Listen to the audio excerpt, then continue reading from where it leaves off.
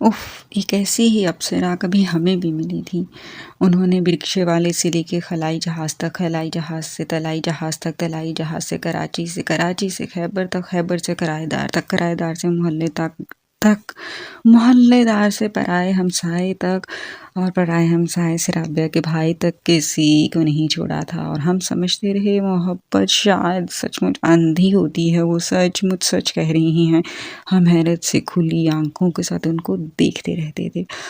हाँ, मगर हमें एहसास ही नहीं हुआ पूरा पाकिस्तान घूमने के बाद कि मोहब्बत अंधी नहीं होती, ये इंसान के अपने अंदर के एहसासात होते हैं।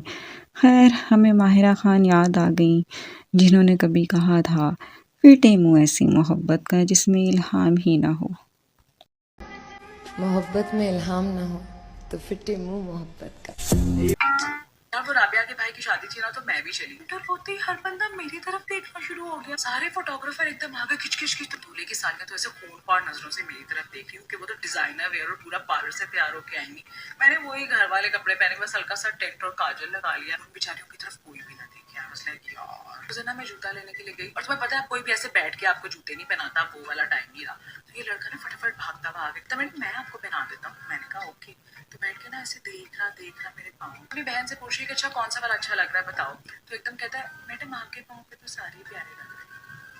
यार नरमीन के भाई का तुम्हें पता है ना, कब से आंटी रिश्ते ढूंढ रही है, तो हमेशा ये कहती है कि इसको तो कोई लड़की ही पसंद नहीं आती, इसकी तो शादी ही इम्पॉसिबल है।